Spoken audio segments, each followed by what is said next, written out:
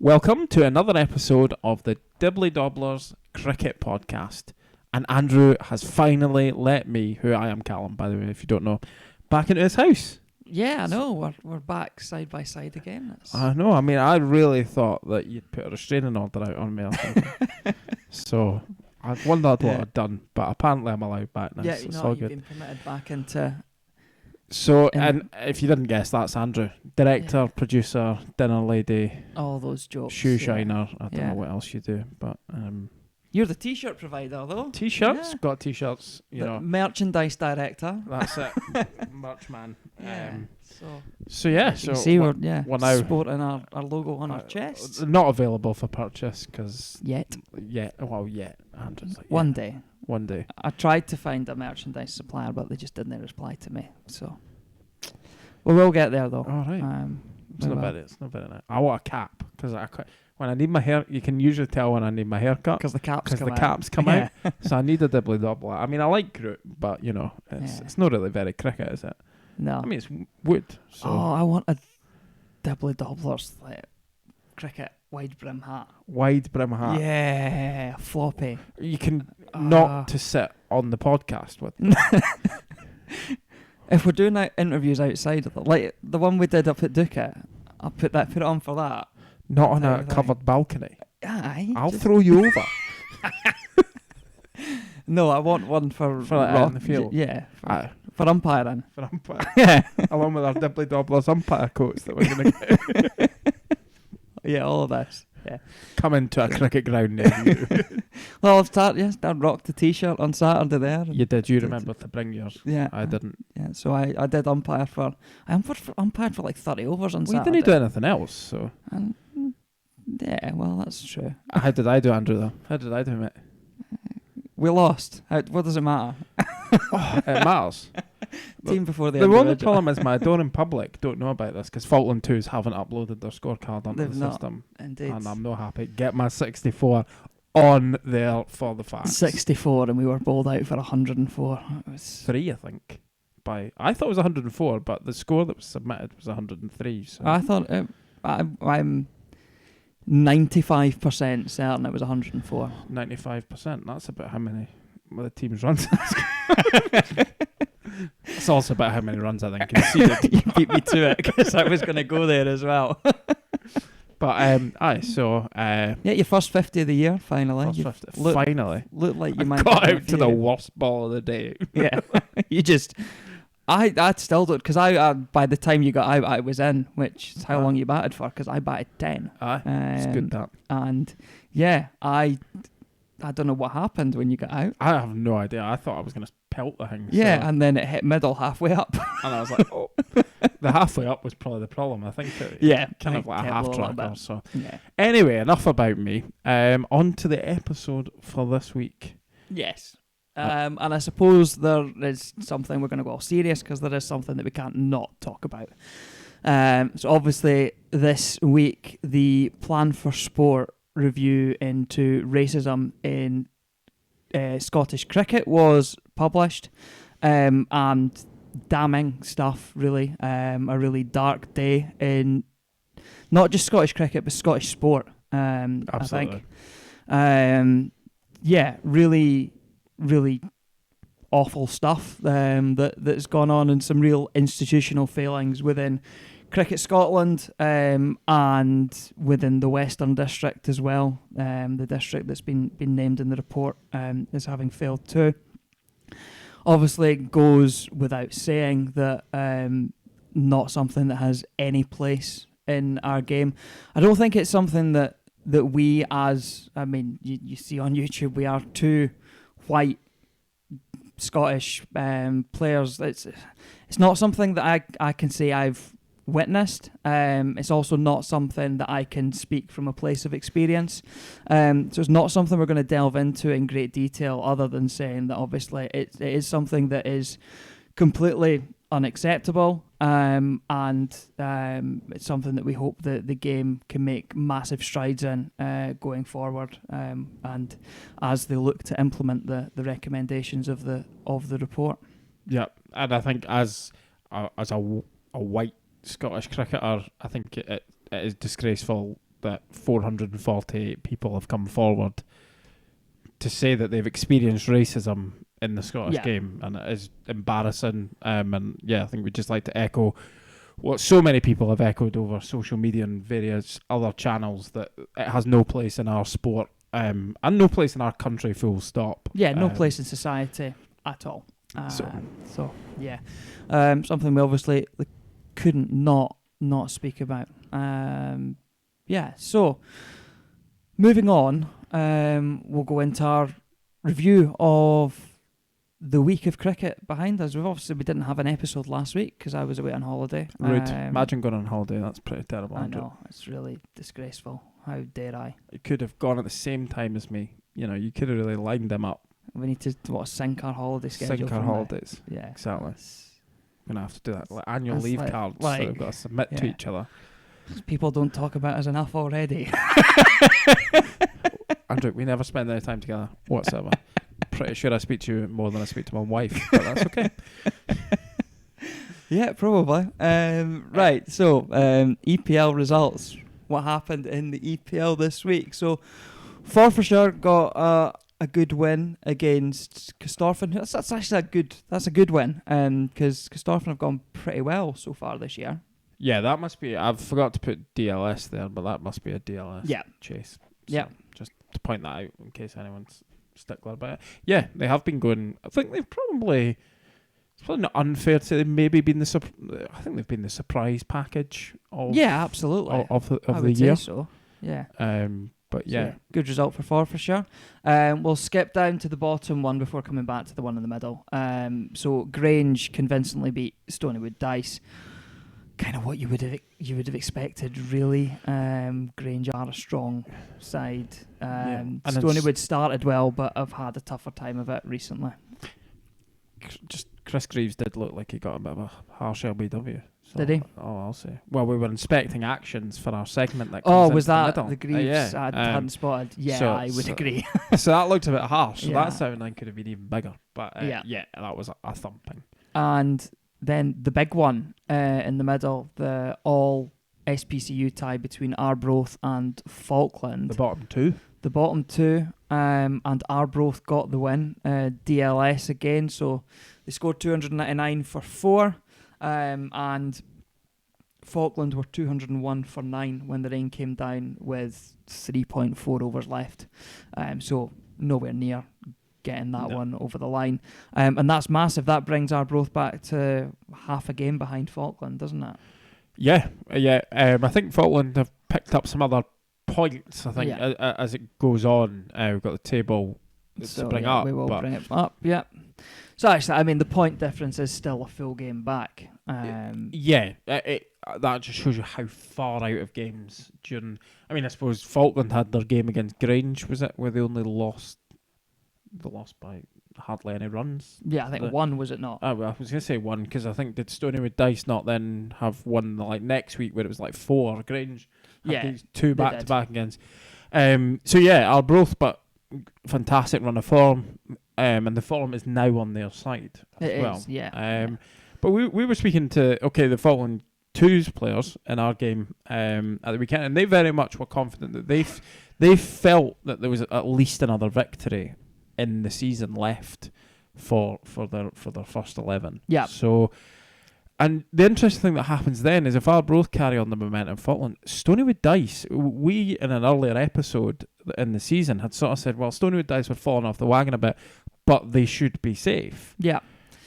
Again, they're only they're 27 points ahead of Falkland, so it's a game because if you take picking up better bonus points elsewhere. Yeah, so if Falklands can pick up one win more than Stonywood and outdo them on bonus points, then they could creep ahead of them. And with the way Arbroath are playing since the arrival of their overseas player, who's not to say that they can't pick up another couple of wins as well and really bring Stonywood back into that pack. And that, probably really an advantage for Stonywood is that they have already in the second half of the season have played Arbroath already. Yeah. So I suppose that's one probably. If Arbroath were kind of looking at who can we target for wins. Yeah. the 2 wins they got are against the 2 that they would probably be putting right up there on target. So yeah, they have got a tough end really to the season. They're playing sides from higher up. But they looked gone. Division. They looked gone and buried. Oh, they did, absolutely. Yeah. So, I didn't think there was going to be a discussion about Arbroath potentially staying up, but here we are.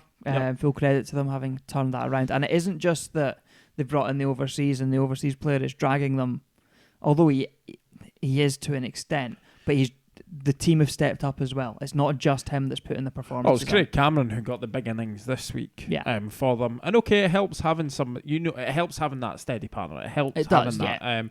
And because Luke did get 55. Yeah, so they had a partnership together. But I suppose the other thing that, for teams in our area is Forfarshire now made their way up to second in the league. They did have a very good start to the year as well and then faded off. And I'm pretty sure that it's just a repeat, more or less, of the fixtures. So and I mean, I could see Forfarshire really being there or thereabouts in terms of getting close to overhauling Heriots.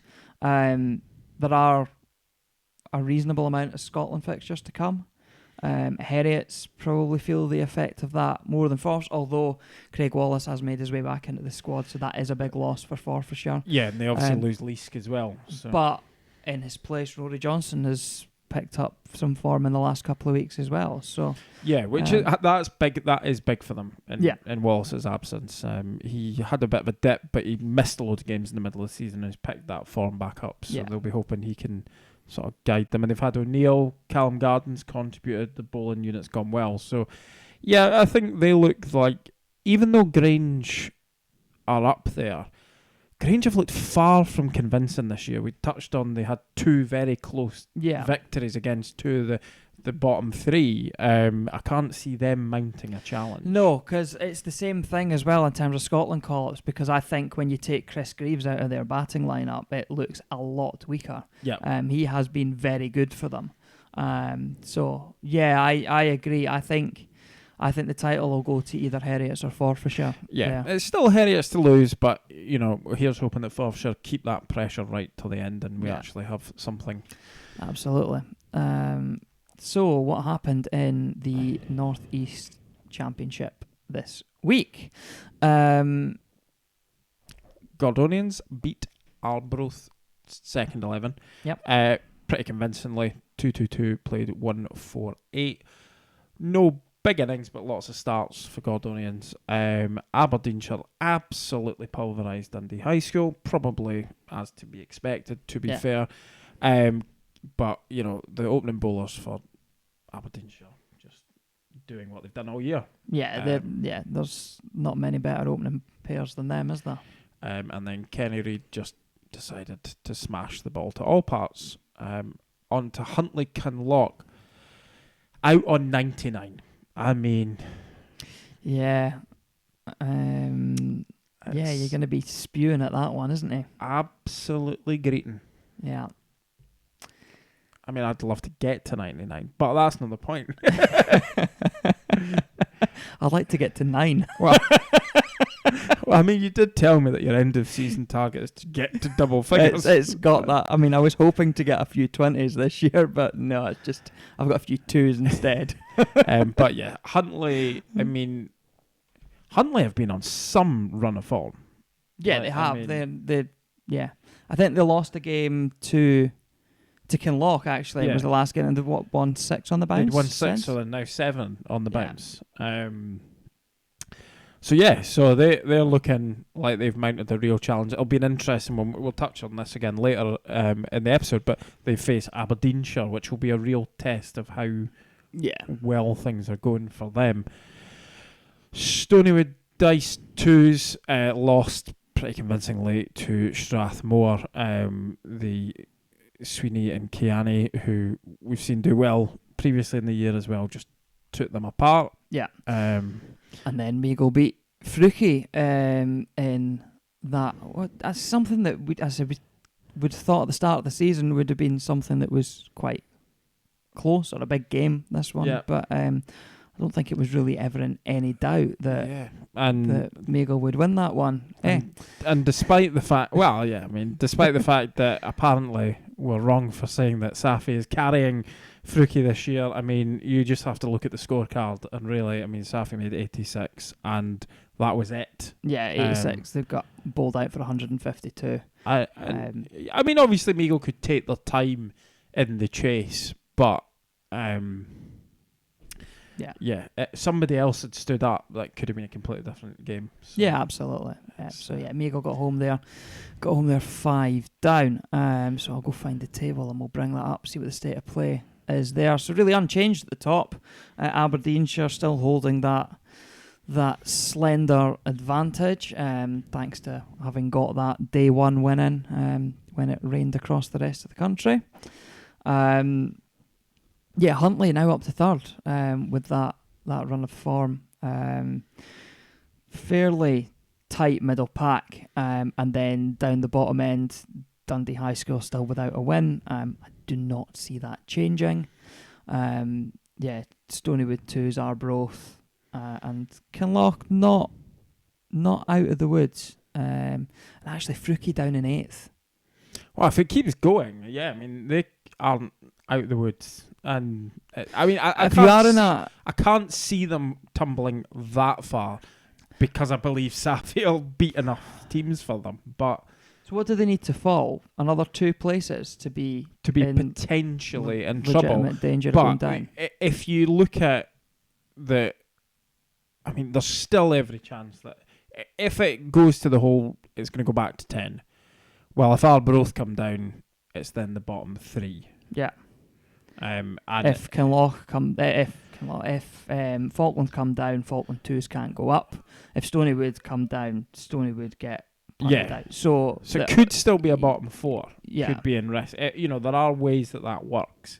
They're not out of the woods at all, but there is still a bit of a gap. But I mean, they have dropped 4 places since. I should say that the positional changes are from 2 weeks because obviously we didn't have an episode last time. That middle pack is so tightly packed, though. From even there's a bit of a gap from Gordonians, but that 4 from 5 to 8, we could see that chopping and changing so much before the end of the year. Yeah. So it's interesting. So we'll see. We have another set of results. We have another set of results. We do. Of course we do. Sorry. Yeah, not. Yes. The women's teams are back in action in the T20 Cup. Yep. So Northern Lights off to a good start there with a victory over Corstorphine. 126 for 6, played 112 for 9. For some reason I've not put their overs in. Yeah, it was 20 it overs. Was 20. Yeah. They got over, and I think really the big difference maker there was they bowled, and the Northern Lights bowled and fielded really well. Megan McCall's got 2 run-outs on top of the 2 wickets that we've got listed there. But I think really when you look at the scorecards, the biggest obvious difference between what Northern Lights had and what Corstorphine had was Ailsa Lister, the way she started the innings. Yeah, so she made that 37 off just 20 balls. Yeah. She got them off to a lightning fast start, and that is the one by 14 runs. Yeah, I think that's the difference. Well, if she only goes at a run a ball, then yeah, no, exactly. And I think it's no one else in the game did that. Yeah. So, and I think that was the key to that. So, hopefully Northern Lights can kick on. I can't remember who they've got in the next round, but we will obviously bring the results of that game when it happens. Yeah. Okay. So our segment tonight is going to be a team of the year so far. This has taken a few attempts to get this going. Between technical issues and my toddler daughter walking in as well. So we'll get there. The initial enthusiasm has perhaps waned a little bit. But anyway, so what we're going to do is, as we do a team of the week every single week, we're going to do a team of the year so far on a similar kind of basis. Yeah. The one difference probably to this one is we're going to try and pick a balanced 11. Yeah. So openers will be opening, middle order, make sure there's a wicket keeper, all these kind of spinner, seamers, all that kind of stuff. Whereas with Team of the Week, they kind of have all worked out as fairly balanced, but there are times we've had like 4 openers and I think we've had more than 4 openers, to be fair. And no wicket keeper. And aye, so so we're going to try and make sure it's balanced, make sure there's a keeper, openers open, all that kind of stuff. But much like with Team of the Week, we're going to try and take each player in their own context. So EPL players will look at that against NEC players, and likewise the Northern Lights players will be in consideration as well. But it'll be taken as in their own context. Yeah, so you're not going to penalise the NEC players for being a lower standard than the EPL guys, for example. So yeah, exactly. So we'll get started at the start. Yeah. Easy one. Number Easy one. one, yeah. Opener and wicket keeper. So we've got that box checked straight away. Craig Wallace. And as you will see, we've got a nice graphic as well. And hopefully in a second, Craig Wallace's name appears. And we'll see how well this works. Indeed. That was one of the initial problems we were having. There we go. There it is. Craig Wallace on the screen in spot 1. The other opener, I think, is quite an easy decision for the second opener as well. Well, or is there the two that you're between? There's actually, at first I thought there was only 2. But I suppose when we're talking about contests, there probably is a third one. Okay. Because they play T20 cricket and they tend to move where they are in the order. Yeah, okay. I would say you've got Ailsa Lister from the Northern Lights, who has just battered the ball to all parts, it seems. Kenny Reid at Aberdeenshire. Who's done pretty similar. Exactly. Yeah. Certainly, well, again, Dundee High School, what was he, 43 not out of 50 odd runs or something. Yeah, they scored 54, he got 43 of them, and they chased it down in 7.2 overs. Aberdeenshire don't tend to do the balls, so we're not quite sure of his strike rate for the year, but it can't be low anyway. Yeah. And the other one probably, I think, kind of comes into consideration, probably Tian Britts, because he's done very well in T20 cricket. And he has done that as an opener. So okay. I would probably say they're the 3 for consideration for that second opening spot. Possibly your other one that to get an honourable mention is you kind of got 2 other Forfarshire players, and Rory Johnson and Jack O'Neill has kind of batted at the top. And right, let's, for argument's sake, most of the cricket in the region is the longer format, so let's say we're picking a longer format side. My vote, I think, is with Ailsa Lister, just because she has just been so destructive at the top of that Northern Lights order. So I think I would be going with her as the other opening bat. Yeah, I think I'm happy with that selection. So we will type that in. Now, the other problem that is, of course, going to come here is my spelling is garbage. So if I live spell here any names incorrectly, I do apologise. I would say it's going to happen. Absolutely. Yeah. So I think the first 2 names I'm all right with, though. So yeah. Right, so we move down now. Even though I mentioned Tian Britts, we seem to have. I know we're about to pick the number 3 spot. We have an abundance of guys who bat 4. Yes, we do. So, and I'd actually say that pops into my head only really. I think there's only really one guy that seems to bat 3, who's done well. Well, I suppose there's Jack O'Neill gets another mention, but the one I would probably be thinking of at 3 is at Stonywood Dice. Overseas player Gareth Walmerans. Yeah, I think Safi batted at 3 for Fruki, I think, as well. Yeah, although even then, I think he's batted. He's kind of 4. I think he's batted 2, 3, and 4. So yeah. But he's done very well in EPL. We're not discounting the NEC performances by saying that. I think he's 4th top run scorer in the EPL. So I would be suggesting. You think that? I think that. Might be on the screen in front of you.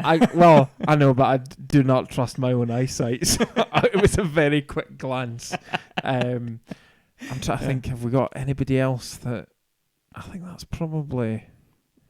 So we have got our list of who's made the team of the week, however many times in front of us as well. Of course, I forgot to even look at that. And I mean, he has made 5 other appearances, 5 appearances, not other appearances. Yeah. I think that's who I would. That's who my. I'm in agreement with you. I'm in agreement with you. And offers with the ball, left arm spin. Good job we checked that before we did this. Yep. So yeah, we've got a balanced opening 3. I mean, we don't need 11. We'll just go with that. Yeah. Be all right. Yeah. Right. There's far too many buttons to save this. Right, Andrew, come on, fill in. So I suppose that moves us on to 4, where we really do have an abundance of options. Who bats 4 that has regularly been in our team of the week? Deanne Forrester, Tian Brits, Usman Saeed, Harsha, Falkland. Because to be fair, Harsha's got less than the others, but he's also he's hardly played so far. I think Vian Lube is batted at 4 as well. Yeah. So I mean, he's even less, but he's been incredibly destructive since he's arrived. So yeah, it's a head scratcher here. I think you can't not have Tian Brits in a team of the year so far. No, I think particularly when you look at purely I know some Aberdeenshire fans called us out. Well, called you out, to be honest, on Twitter about that. You know, just like to keep bringing that up. Well, I think as a batsman, he's been the most impressive overseas player so far. Well, to be honest, just the most impressive batsman probably. So. Yeah, Lube gives him a run for his money, I think. But he is a full T20 internationalist. So whereas Tian Brits is, a 19-year-old who's and has stepped up. I mean, he's also stepped up against like Forth's first team in T20. Yeah, absolutely. So, for me, 4 Tian Brits. Right. Get him in. It's 2 A's, I think. Yeah, 2 A's, 1 T. Right. Well, I mean, right. Okay. Next position, Andrew. 5. I think you're putting someone that's batted 4 at 5. I think that's completely acceptable. Probably at 6 as well. Probably, and possibly at 7. Well, who knows? Right. So you've. Who are the options? We've got 4. I think we've got 4 middle order players that you're really trying to squeeze into 3 spots here. Yeah. So you've got Harsha, Dean Forrester, Lube, and Usman. Yeah. Usman is the top run scorer in the NEC for this year so far. He has been in our team of the week 4 times, but Forrester's been in the team of the week 6 times. Forrester has also had a very good Scottish Cup. Yes. And has had stronger bowling performances too. He brings your all-rounder. Jumping into my head, even though he is the top NEC run scorer, and we did say we'd take people in their own context, I still feel like he's the one Usman would probably be the one that would be missing out. You're having him missing out. Yeah. The difficulty is that, I mean, he's the top run scorer, but I mean, if Safi had played as many games, there's the other one. Oh yeah, Safi's not there either. Right, he's the second top run scorer despite having played. The reality of it is he has so far been the best. Probably. So Safi's got an average of 92 with the bat. Usman's got an average of 75. Yeah, I think. Which is still exceptional. Right. I thought this was going to be too bad, but I mean, I think Safi has to be in there. Yeah. So we're going with Safi at 5. Aye, let's go with yeah.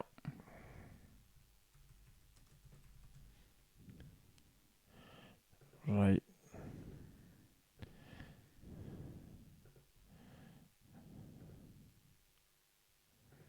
Yeah, I mean, when you're looking at averages, just going back to our chat on openers, I mean, Kenny Reid averages 66 this season as well. He's got nearly 400 runs from 9 innings. That's right. So we currently have to now. I suppose your other slight thing here is you've so far got Walmerans who can bowl. Yeah. You've got Safi who can bowl. Yeah. I have to be honest. I'd be surprised if Dean Forster isn't in there somewhere. But I think you've got Lube who's just taking a 6 for. Yeah. Dan Forrester gets in as a bowler. He's the second top wicket taker in the NEC. Yeah. And a very economical one at that as well. Yeah, it goes at less than 3 and over. So I'd be tempted to put him down at Yeah, you putting him in the 8 spot. 8, yeah. Or we're jumping down to 8. Yeah. Well, we might need to do that. Well, let's pick our bowlers. Let's maybe do that, right? So we're putting him in at 8. Yeah. Right. Well, I think there's probably another easy pick here. Okay. I think your spinner so far this year, to me, there has been a standout spinner who we've had in our team of the week. Yeah. Purely every single time as a spin bowler. Yes. Jack Hogarth. And that's Jack Hogarth, who this is not due to his batting ability that I'm saying we stick him in there, but he's purely getting put as a bowler. So just because we're trying to work out the rest of the order, let's put Jack in at 11. He's the joint top wicket taker in the EPL. Oh well, and the person he's joined with will become part of the discussion in a second, I would imagine. Yeah, it will, and I hadn't realised he'd taken quite as many wickets as that. This is excellent. This is going really well, Andrew. I'm really glad. Well, it is. This is the fun, right? So Hogarth, we're putting him in at 11. Just because he's there as a bowler. He's not there as right. So we've got a top 5. We've got Dan our Forrester all-round. Let's call him our all-rounder for argument's sake. And we've got a spinner. Yeah. Right, but you've got your opening bowlers if you really want. But I think the person Hogarth is joint with. We were hearing at the weekend that apparently Scotland keep nabbing him to go and be a net bowler, which probably says an awful lot about his abilities. Yeah. And I remember we saw him in the Village Cup final and sort of went, oh, he's good. Aye, he's awfully good. So I would say that Charles Castle probably is our number 10. I mean, likewise, he's batting at 6 for Falkland and scored runs this year. But let's put him at 9. At 9, all right. This is going to be like England level batting depth. Yeah. Well, it is. Right. Okay. So he's at 9. I think there's another. Yeah, I think at 10. My shout is I don't think you can leave out the highest wicket taker in the NEC, and he has been, certainly recently, he's been in the team of the week quite often as well. In Lewis Monroe, another one who can bat. Who else you thinking? I don't know. I'm trying to, so just go over in my mind. I mean, he is the top wicket taker, I know, but I mean, economy of 4 over 4. I mean, that's disgraceful behaviour. That it's. You just can't be far off that now. Hey, calm yourself down. It was about half before that game. Right, so we've got 6, 7, and 10 left to go. Yeah. So you're proposing, right? I'm not going to type that in yet. So you're proposing Lewis Monroe for 10. Yes, I am. I'm gonna have some time. 26 wickets at an average of 9.6. Right. I mean, that is awfully good, to be fair. But what's he done in the Scottish? Click on his name. I know this is terrible for the viewers because you can't see it. But how's he gone in the Scottish Cup? How's he gone in the Scottish Cup? Why? Because are you going to try and... No wickets there. Yeah. No wickets there. I mean, this is abysmal. Yeah. This is shocking. So you're gonna try to take him in context, which we said we wouldn't do at the start. But he's played in the Scottish Cup as well, though. He has. He's still got to. That's still part of the context. I mean, another one that we had in a lot, which again, he has played in the longer format, but it's actually his teammate who's seems to have done very well in the T20 stuff, is Luke Bain. Yeah. Who, again, it's just trying to take it into that context of things of he's in the northeast one, so you'll not find the stats there. Yeah, that's frustrating. Yeah, again, that's great for the viewers and listeners. I've got SPCU live up on the screen so we can see the stats, but obviously Aberdeenshire's T20 stats aren't there. Right, let's go drop back into this middle order, I think. Okay. Well, you can always keep looking for the stats, but I suppose let's argument you're just bringing up a game there where he scored 80 of 112 runs. His opening partner scored 19. Yeah. As I said, Monroe can bat as well. He can, but yeah, that's fine. It's... Yeah, my problem is, I don't know why, for our mate, what's the lad on Twitter? Rahul C, is that? I reckon that's Lewis himself. Yeah, just trolling us. Continually bigging himself up. It's every week, doesn't matter how he's gone, get Lewis into the team of the week. There you go, so... Luke Bain took 9 wickets in 3 matches in the T20s, an average of 4.2, an economy of 4 in T20s. In T20 cricket? Yeah. I mean, that's outrageous. I mean, Dean Forrester, that can't be right. Dean Forrester took 6 wickets, an economy of 2.23. Yeah, well. Oh my God. That's... I mean, as we can tell, Aberdeenshire's bowling has clearly been abysmal this year. Yeah, it's really, really poor. They've got really no depth. It's can't bat, can't but oh wait, yeah, I can all do everything. Must be nice. Wish I could do one of them. Look, as your teammate, so did I. Knew that was coming. Right, Lewis. Right, let's pencil him. I'm not going to put it on the graphic yet. He's penciled in mentally at 10 so far. 10, right? Okay. Right. So, right, 6 and 7. 6 and 7. So I think you're back to your discussion about your Harsha, Usman, and who else? And Lube, yeah. Your other person that you've got that has in lower order, if we're trying to put people in their spot, is the other slight bit that I would. Yeah. Once you start getting into that lower order, there are kind of 2 guys that sort of spring to mind as who've had good sort of lower middle order performances this year, and that's Prashant Wigg of Gordonians and Leonard Bester of Stonywood Dice. Yeah. Who probably, due to the nature of where they bat, are not going to rack up team of the week performances every week. The reality of it is, for batsmen, it's primarily going to be top order batsmen that get the big scores and therefore make it on to our team of the weeks. So Wigg has an average of 29 this season, high score of 67 not out. And if we go in, and that's in the league. So it's disregarding the other stuff. And if we have a look at Stonywood Dice's batting, Vester slightly lower average, 38 slightly. I can't remember what Wigg average. It's gone out of my head. Anyway, 29, right? So 38.8. So he averages slightly more and has a high score of 127 not out. And has batted 6 all year. I mean, that's averaging nearly 40. Batting at 6. Batting at 6 is a fair old achievement. Mm-hmm.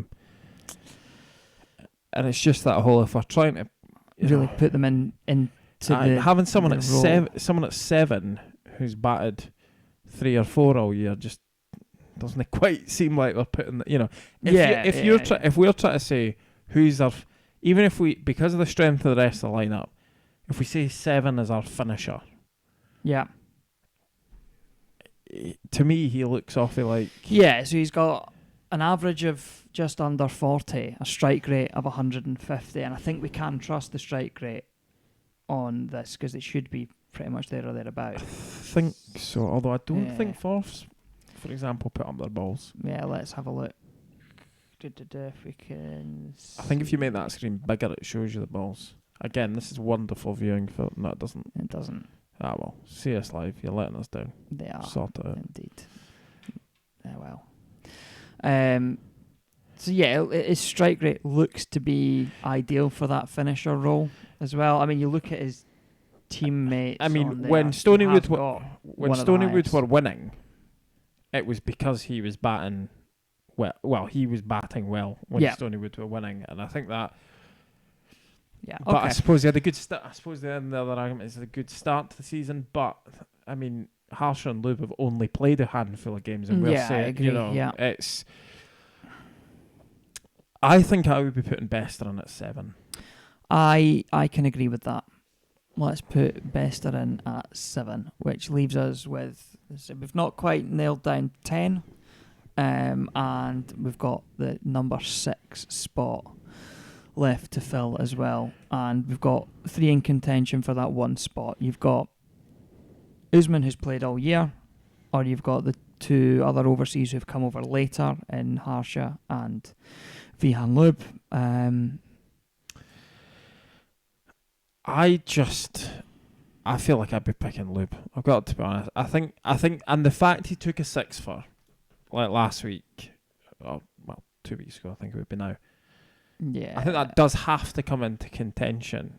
We've got a left arm spinner, we've got a leg spinner. He has played 5 innings and averages 91. Harsher 7 innings, average of 59. Yeah, I think it has to. It has to be Lube that goes in there. Right. So that just leaves us that number 10 spot. So I think Lewis Monroe goes in there. I think, to be fair, I kind of come up with a better suggestion than that particularly. You just wanted to troll Aberdeenshire a bit and not pick him, didn't you? Oh, absolutely. I mean, I was going to suggest myself, but that's at 10. At 10. That's about where I belong. To be fair, I'm opening the bag.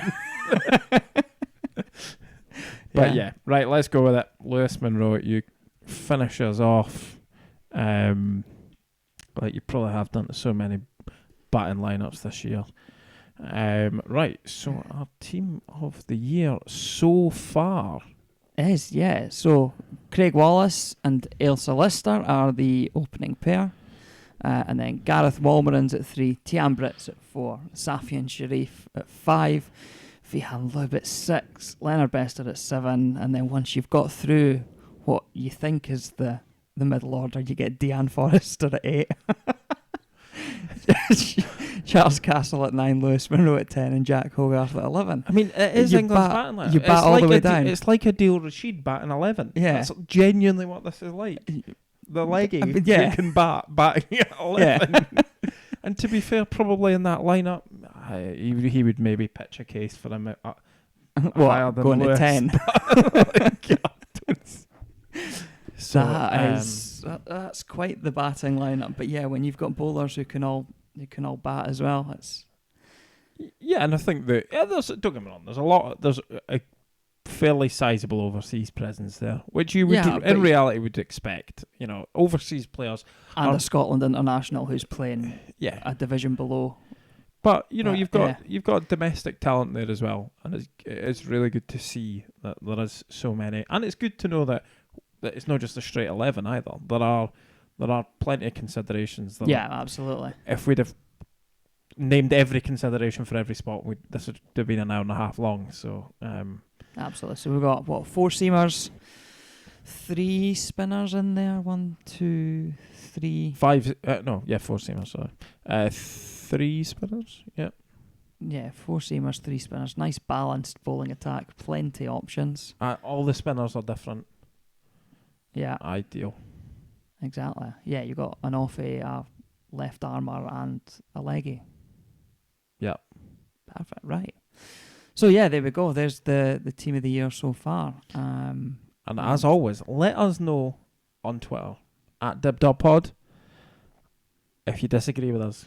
Yeah, because I bet someone will. Yeah, absolutely will. Anyway, right, on to. But not Raoul, so it'll all be good.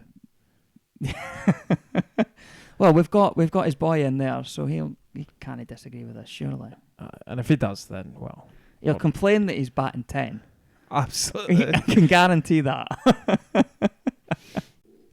And he'll say he should be picked captain as well, even though we've not picked a captain. I know, and I did see there was a bit of Stonywood Aberdeenshire rivalry on the team of the week. Pointing out there's 2 Stonywood dice players. There is 3 Stonywood, but Ailsa Lister is picked as a Northern Lights player, not as a. Well, and Northern Lights are part of Aberdeenshire rather than come on now. Controversial. Standalone club. Did I say that? Boycott. What's he got to do with it? Oh, anyway, that was terrible.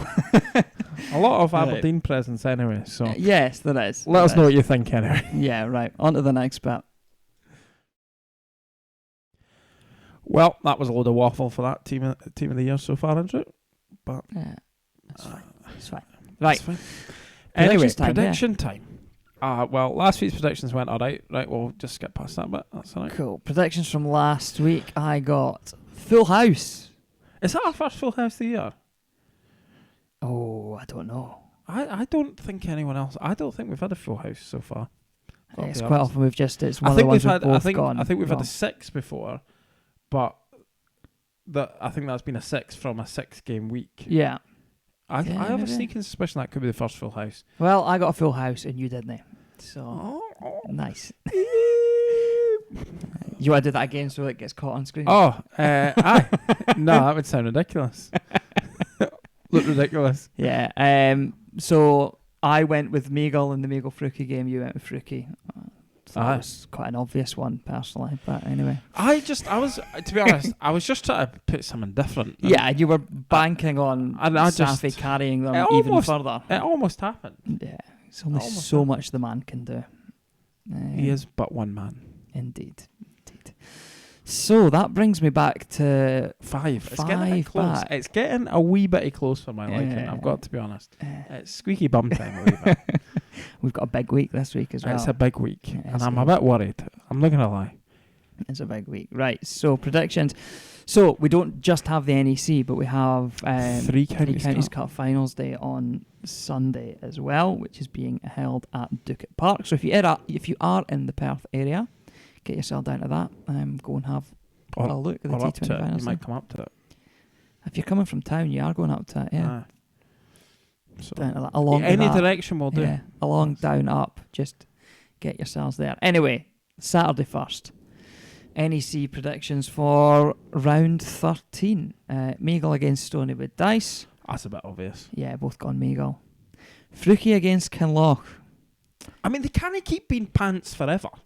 But they have been terrible for weeks, and they don't have Safi this week either. I know, and I don't. And part of me now goes, well, I'm the one that's like Safi carries them, and I've picked them without Safi. I don't. Yeah, but so I've gone for Kinloch to win that one. But they were so good last year. They have to come good at some point. You would think so, but I mean, I think they have. There's been a lot of injuries and things, and I know they are struggling. Not just on performances, but in personnel. Yeah. So, I just... No, I'm backing them. Kinloch are a good side. Backing them. I think they'll beat them. Strathmore, Gordonians. We've both gone Gordonians. I've just realised I need to do something to this image, but it's all right. You'll get there. Aberdeenshire against Huntly. We've both gone Aberdeenshire. Now, that is... Huntly have been in superb form of late, so that has the potential. I would think that Meagle are looking at that as their last chance to get back in. Yeah, I would say so. I mean, We have both gone Aberdeenshire. Huntly have been on a fantastic run of form, but so have Aberdeenshire. I mean, they're just pulverising teams left, right and centre. Yeah, they had that one upset at Forfarshire earlier in the year, but other than that, they have been fantastic. And I just don't see how that doesn't continue. Yeah. Arbroath against Forfarshire, so we've gone different on this one as well. This is such a hard fixture to call because they're both second 11s. Yeah. So you always have got that whole, well, if the ones are short in players, then... like Craig Wallace and Michael Leask this week. Well, yeah, and it's just... But the Arbroath ones seem to be chopping and changing who's actually available constantly and who's not, and this was genuine toss of the coin kind of stuff, this fixture. And I mean, I saw it a fairly similar way, but I think, I just think Arbroath will get over the line. Arbroath won the return fixture earlier in the year, not that long ago, didn't they? I believe so, yes. Yeah. Was it the lad Pritchard or something scored runs, I think? Yeah. But, Arbroath 2s have actually had a fairly good home record as well. Yeah. But, I'm just kind of hoping... on their day, they've got guys in their 2s that are capable of hitting a ton and things like that, like Graham Garden and Christian Robertson's been playing in their 2s at points and things. So I'm kind of hoping that Forths go... that their squad goes, it's Arbroath, and lots of them are available. And I might be all right, but I don't know. And then Ducat against Dundee High. Yeah, it's a Ducat win. All day long. Yeah, absolutely. So, Joker time. So I went Meagle for my Joker. It was my pick first. You just want me to pick Ducat? I absolutely did. It was absolutely cruel. Yeah. I actually think I've picked Ducat, to be fair, at another point in the year. But I think you've just been nasty to me there, Andrew. But I've pretty much held... I mean, I think most weeks we've held a policy of who are Dundee High and Stonywood playing, to be fair. So yeah, pretty much. It's kind of how it's gone. But particularly when Stonywood are playing Meagle, who are one of the strongest teams in the league. So, so I think we'll both be all right on our Jokers. But two different ones, which I think that's the first time in a while we've had two. Yeah. We usually only have one. So but I actually think, to be fair, we've gone different ways. There are two ties. Those two ties could go either way. Yeah, I agree. We don't have that in a lot of weeks. And I mean, there is the potential for us both to drop a point there if Huntly continue their fine run as well. So, we'll see. 3 Counties Cup, as we said, taking place at Ducat on Sunday. So the first semi-final is Meagle against Strathmore. Second semi-final is Perth Ducat against Gordonians. We have both gone for Meagle to win out that first semi-final. Yeah, Strathmore have had a decent T20 year, but that's because Tiernan Britz has had a decent T20 year, really. I know those other guys have chipped in, but he's really been the difference maker. And the problem is if he comes... apparently, there had been some rumours floating around that he'd maybe gone back home because his injury was too bad. I was told not the case. I was told that was not the case. So if Tiernan Britz rocks up on Sunday, I have to be honest, I'd have been changing my prediction. But as far as we know, he's not. So... yeah, maybe he will ease himself back in with a T20. Yeah, and then that just ruins all the predictions for the day. But anyway. Absolutely. Second game, much tighter, much closer to call this one, I think. So I've gone with Ducat and you've gone for Gordonians. Which is what we did in the longer format game as well, and I came out victorious. So, So I'm going for Ducat to get revenge there. I find it interesting, though, you've picked Ducat to win, and Ducat beat Meagle in a T20 fixture at Meagle. Yeah, I know. You've then gone Meagle the winner. I just think that was an upset. Meagle are a better side.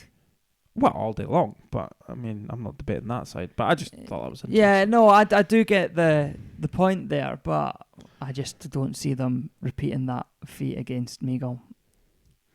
It's not, well, to be fair, it's not like Meagle or Ducat will likely have an overly taxing Saturday, so you'd imagine they'll both.